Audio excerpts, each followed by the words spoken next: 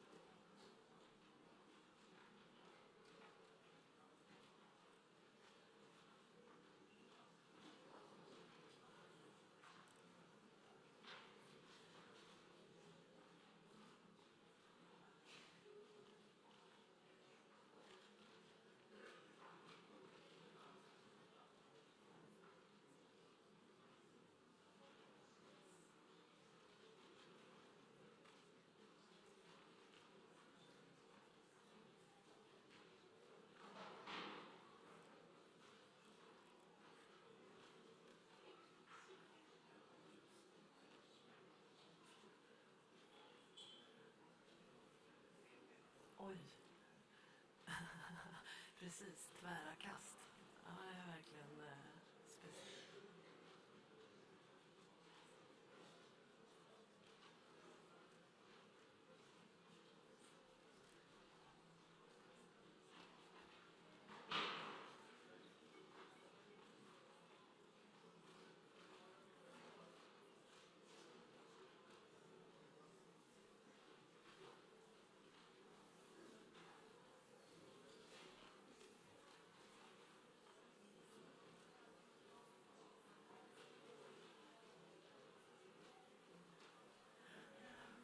Okay, so yes, it seems like my microphone is on and you hear me. We're going to have a panel discussion now about climate writers. I'm going to introduce all of our panelists, but I think first we will start with you, Jonas Gren. You're a poet, author. You write a lot about climate and the environment, and you will start by reading a poem. Please. So I will read this short poem first in Swedish and then in the English translation by Ian Giles.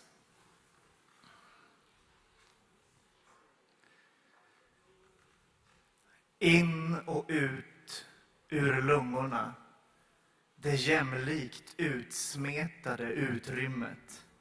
Utrymmet mellan händerna och himlen som tillhör ingen och delas av alla. Medan människor driver pålar in mellan molnens skuggor. Och möjligheten i utrymmet mellan synapserna och den synliga världens slut finns att som spindlarna på utsläppt tråd sväva med luftmassorna. Som frökapslar över den skuggade jordytan. Som lövsångarna över haven, hedarna, hårnålskurvorna. Att varje morgon landa på marken som vore det första steget på en främmande himlakropp. Vad är det för ljus? Vad är det för doft? Vad är det för slags varelse som slår ut?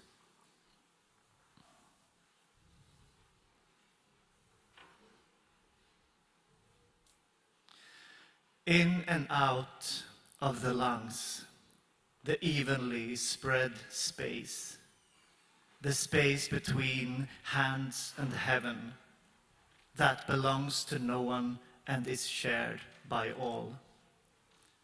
While people drive stakes in between the clouds' shadows, and the possibility in the space between the synapses and the edge of the visible world exists, kiting through the air like ballooning spiders, like seed cases above the shadowed earth, like willow wrens above the sea, the heaths, the hairpins.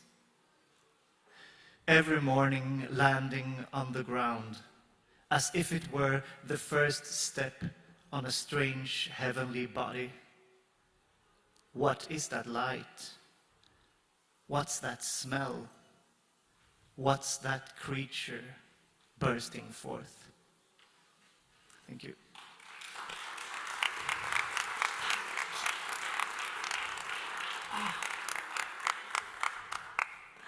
Thank you very much, Jonas Gren. So, you probably don't need an introduction in this group of people, but still, Jennifer Clement, author, poet, former president of PEN International, welcome. Thank you. And the same with you, people here know who you are, but still, Mati Da, Dr. Mati Da, author, chair of Writers in Prison Committee of PEN International. You're a former prisoner of conscience from Myanmar. And Erik Hallskär, president of Reporters Without Borders Sweden. And you are also editor-in-chief of Sveriges Natur, the largest magazine on environment and nature in Sweden. We would also actually have had another panelist here in this discussion. He unfortunately couldn't come. He's writing about the Brazilian election right now. He's a Swedish correspondent in Brazil. His name is Henrik Brandau Jönsson. He was a close friend of Dom Phillips on the empty chair here, and he has some things that he has written about him, and I will read this a bit later in this conversation. Oh, and I'm Kerstin Almegård. I'm vice president of Swedish PEN, and I'm also a senior editor at Albert Bonnier's publishing house. So, welcome, all of you. The societal effects of climate change are complex, very difficult to predict. Conflict, corruption are two consequences of climate change. And at the same time, climate disinformation is more and more common. Journalists and writers that address environmental issues are threatened and even killed. So we have a question mark here, and that's, is this the new and urgent PEN question that we need to address more in the future? And it has been quite a job doing research for this panel discussion, since it's such a complicated and broad subject. And I think that this topic can be divided into two different themes. The first one is the obvious one, the threat towards climate writers. What is the situation for them right now, globally? And the second theme is, what is PEN's role in all of this? What can we do? Is this a question for us?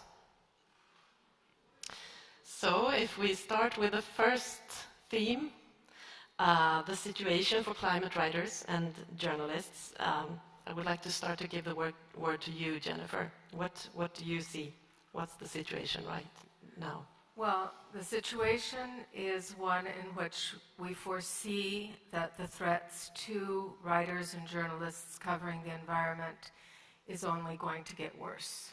So as the situation worsens, the threats will become far greater. And so this is a really big problem, because obviously, if we think of the environmental movement, the most important thing is knowledge. So if you don't know what's happening, how can you protect what is happening? So it really is, you know, the beginning of the movement is to know what's happening. So it's very, very grave. And Eric, Do you agree with this picture? What's, from your point of view, how is the situation right now? No, of course, I agree. It's an extremely serious situation, I would say. When I was preparing for this seminar, I had to look back at the first report, I thought, from Reporters Without Borders, highlighting this theme, the threat against environmental and climate journalists, that dates from 2015 and the run-up to the Paris climate meeting. It's called the Hostile Climate for Environmental Journalists. But I found, reading that report, that there were two references to earlier reports from RSF from 2009 and 2010.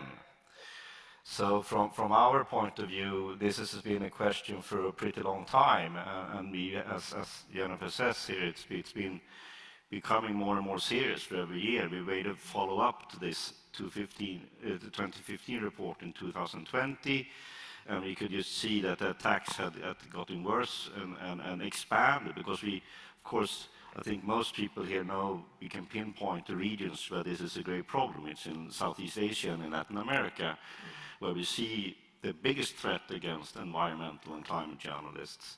But I can tell you today that I personally know two Swedish journalists who are also suffering this today in Sweden. So this is not a theme somewhere else. It's happening all around us. Yeah, I'm actually coming back to that. So yeah, that's a really important point, being in Sweden right now.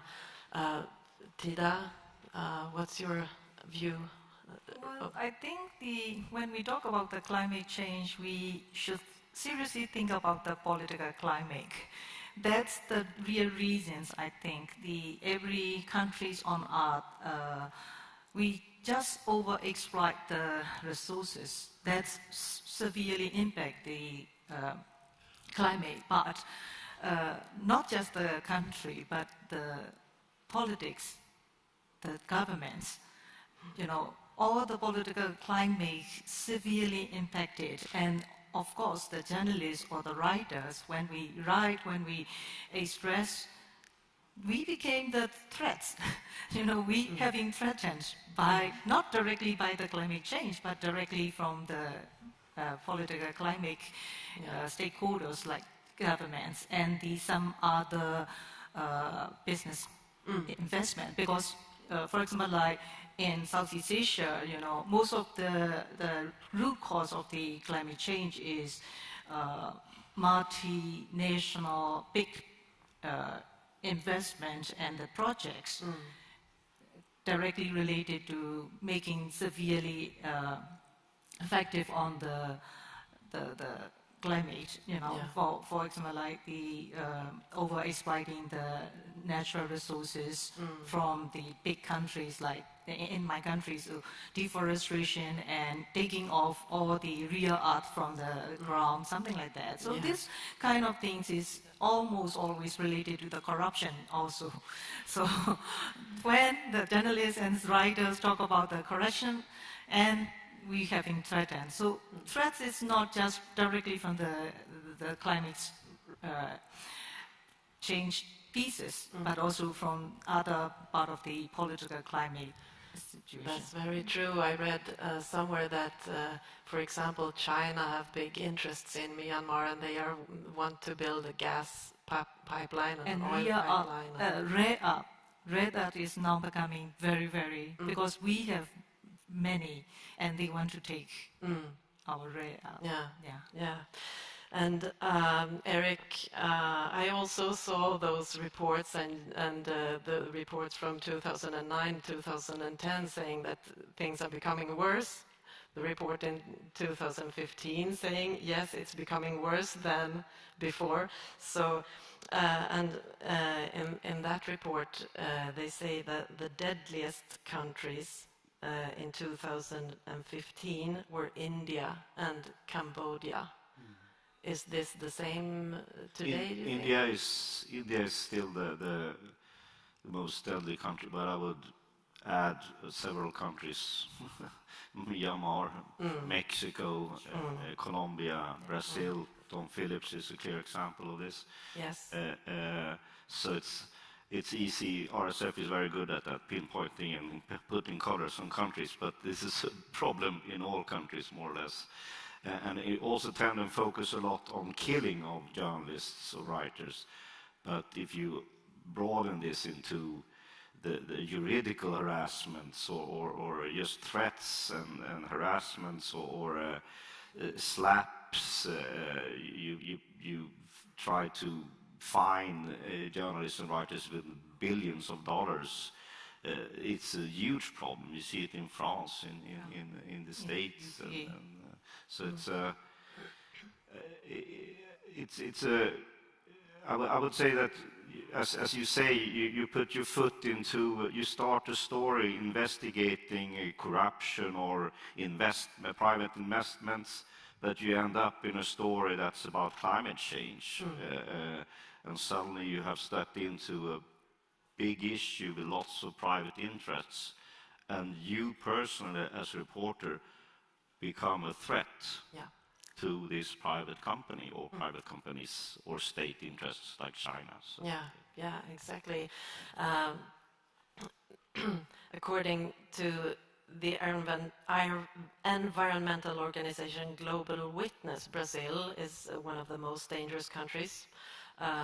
And this spring, the British journalist and writer Dom Phillips was killed in the Brazilian Amazon.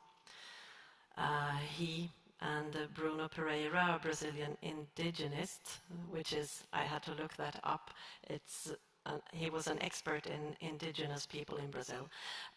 They disappeared while conducting research for a book project. The planned book would be titled How to Save the Amazon. And as I mentioned, Henrik Brandao Jönsson, who would have participated in this conversation, he is a Swedish correspondent in Brazil. He was a good friend of Dom Phillips, and he wrote a text in Dagens Nyheter, Swedish, the largest newspaper in Sweden, about him. And I would like to quote him. And this is my translation, so bear with me. My beloved friend was killed when we was on one of his last trips to the Amazon before finishing the book. After that, he had only a couple of shorter trips left. The interest for his book was enormous. Many countries had bought the translation rights. 1 week before Dom disappeared, the 5th of June, we chatted.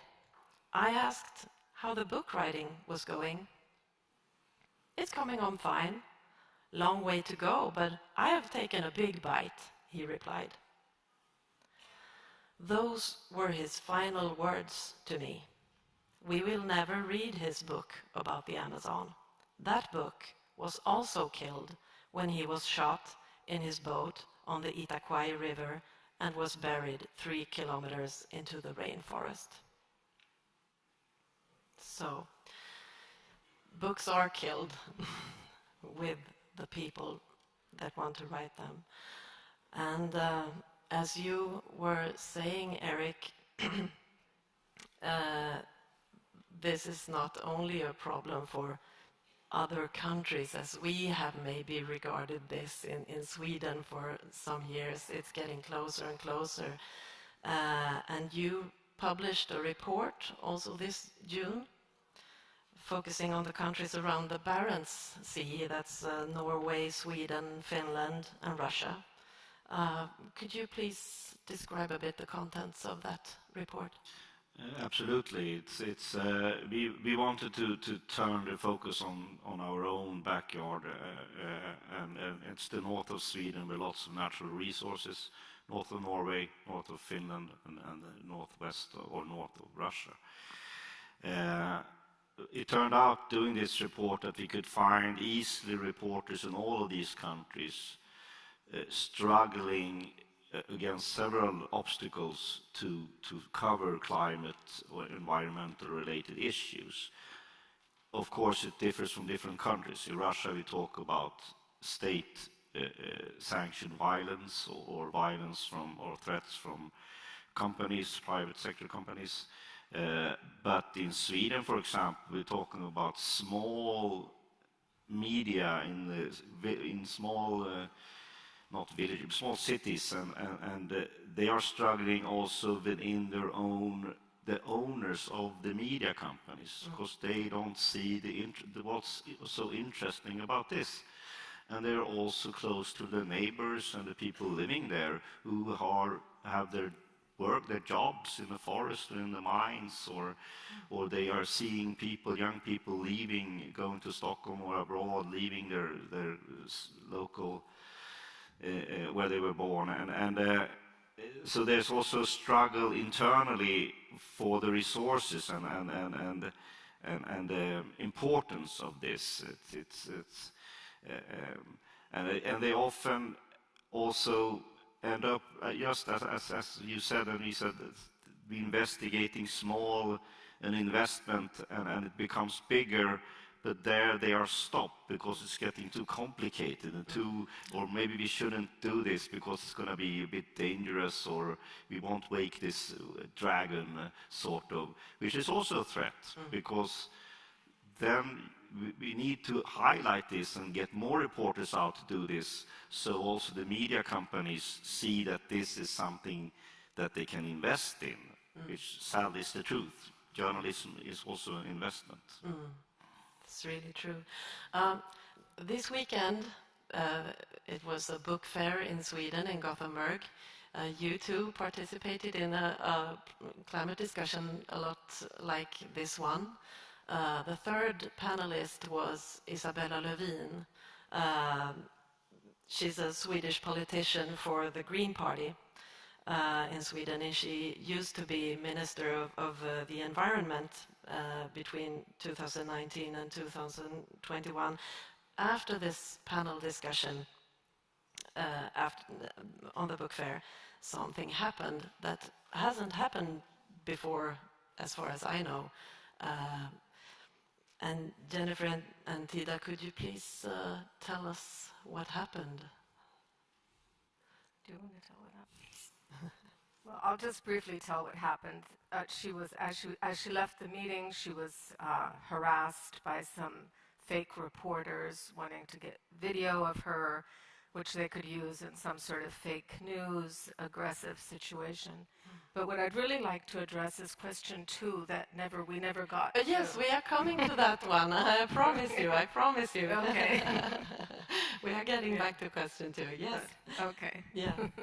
So my point just being that the problem is everywhere, and it's also getting closer to this country where we have felt safe for a while. I don't think we are anymore. Yes, so let's move on to theme number 2, Jennifer. It's a really relevant one right now because we are at the PEN Congress and we need to discuss future questions for PEN. So I'm going to be frank. When I have been telling people that I was going to moderate this kind of a discussion, people have asked me, but what has PEN got to do with climate issues? Aren't we an organization focusing on literature? Should we become climate activists? So, Jennifer. Okay. So this question interests me. Yeah. Is this a PEN mandate? So this is sort of my thoughts about it. One is that it is an existentialist crisis, and PEN has always, in the last 100 years, addressed existentialist crisis. Also, what we've already discussed, that we can see that in our protection work, this is going to become a much more important theme. There are some indications already that environmental journalists are at greater risk than journalists in war. And then I do want to address the literature side of this, which is, really our theme, and that is, even though the city has become our great landscape and something that writers and poets write about a lot, even though today's city is not Rimbaud's city of, oil lamps and wagon wheels. Nature is our great muse, and this matters to what we write about. You know, I think about how the Persian poetry has given us the nightingale, the rose, the moon. I think of Li Po's great poem about how the moon is the great mirror of the sky. And then I think about the moon today, a moon which perhaps affects our mood, affects the menstrual cycle of women, affects our oceans, is now a wasteland with covered in debris from missions that have gone to the moon, which is now under risk of being divided up, mined for water in order to be able to have a permanent place on the moon. And even discussions of using the moon for as a nuclear waste site.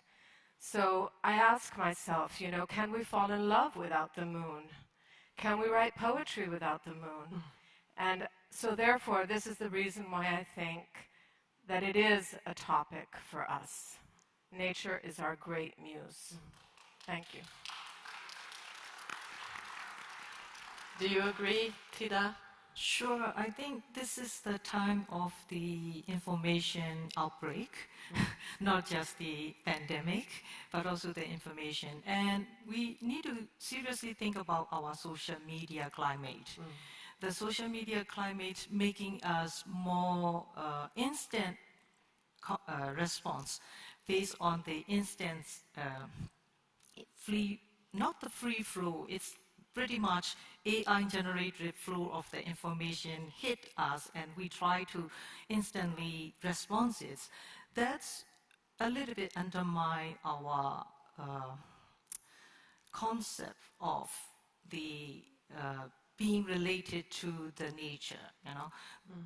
The virtual world make us pretty much keeping away from the nature. That's also, the solution is the literature, of course, you know. We spend so much time following the information, not the knowledge, not the wisdom. So I think the literature plays very crucial role, bring us back to not just the information, but also the knowledge and the wisdom related to the nature. So that's why I think we should also seriously think about our social media culture and the climate and get back to our literature dedicated just simply not only to the virtual world, but also to the real world in real time. And Jennifer, I know that you told about your meeting with the Dalai Lama. Could you please tell us about that? So when I was president of PEN, I went to visit the Tibetan Center and had the extraordinary good fortune of meeting with the Dalai Lama and having an audience with him. And he said, you know, a man who has, you know, devoted so much time to caring for his people, said, you know, this is the only thing that matters now, is to save the planet. And he was very conscious of PEN's work and was very grateful for everything that PEN has done for the Tibetans, but he felt very strongly that it was time to really, that we had to join forces to stop this. But back to what just Dr. Tida said, apart from the muse, which obviously is very special, it's true that novels, especially novels, but poetry also, have been places where social change occurs. Yes. So our participation in creating social change is not a small one. Very good point. And Eric, you told me that Reporters Without Borders, you made a decision some years ago that this is an important question for you to... Well, as I mentioned, all of these reports are a result of this, but I think 2015 was a crucial year. But I would like to say, just I'm not going to step into the pen debate here, but Please, please do. You're welcome. but I mean, imagine Jonas here reading the poetry, and he could do a poetry about nature or something sacred in his land or culture, which will enrage someone who will harass him on the internet or on social media, which will in turn lead to violence. And so I think this is an issue for all the writers. And we all know that we read books that can change our way of managing our day-to-day life. Isabella Lövin, who was now arrested, as you mentioned, she's a writer. I met, as I mentioned before, 2 Swedish journalists, Lisa Röstlund, who's written this book about this forest in Sweden. She was also harassed by these people at the book fair. I talked to her on Sunday at the book fair. So it's a fine line there, very fluid, as in many other areas. Yeah. Definitely. And so I think we will soon round up this, but we have to look for the future then. What can we do? Jennifer? Well, I mean, I think as PEN people, you know, the word frontier is such an important word to us. Literature knows no frontiers, which initially was thought of as countries, but very, very soon PEN realized that the frontiers were no frontiers of literatures, that different literatures were existing in countries. Then, you know, when we did the Women's Manifesto, we examined the word frontier and came up with the idea that actually for most women in the world, the frontier is the threshold of their parents' house or their husband's house. When we worked on the Democracy of the Imagination Manifesto, again, that word frontier was very foremost in our thoughts, thinking of, are there frontiers of the imagination? Should the imagination be as free as the dreams that we dream at night?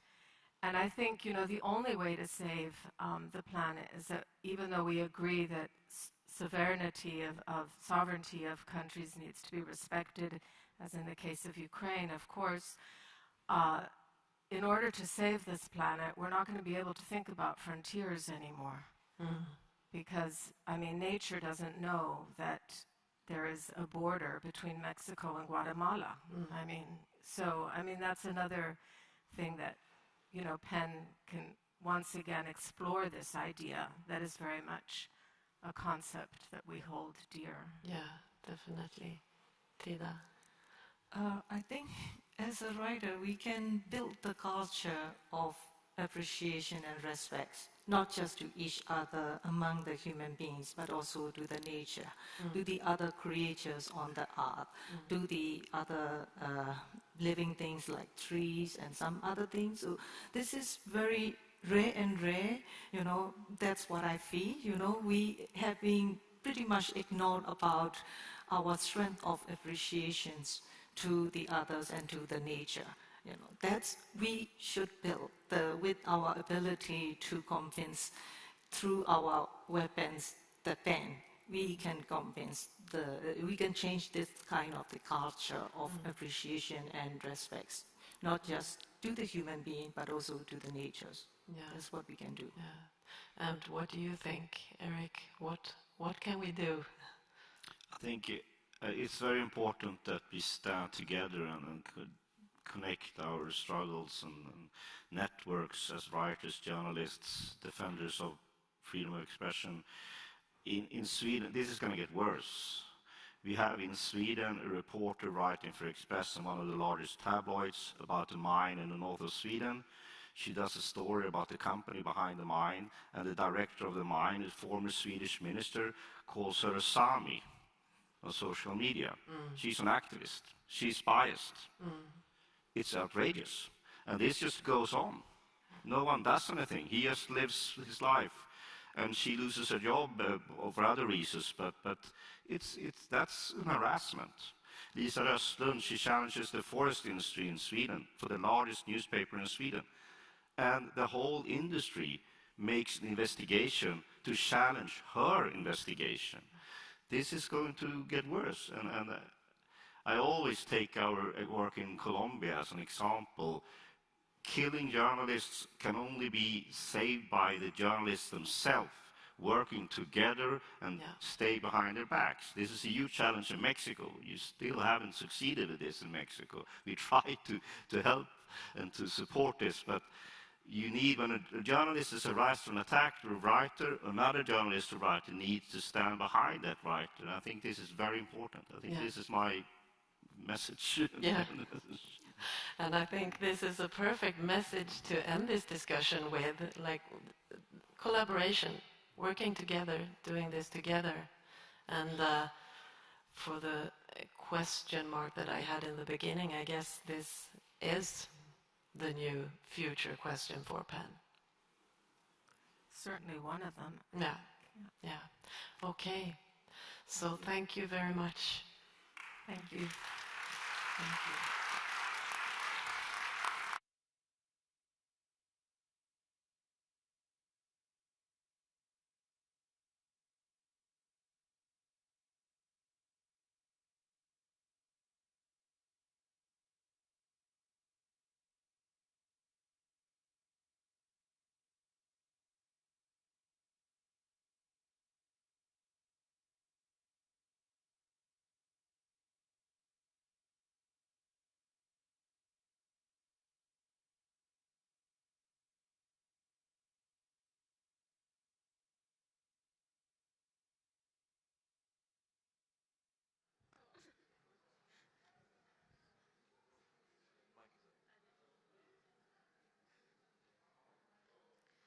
Delegates, no questions will be taken for this public panel session. Thank you.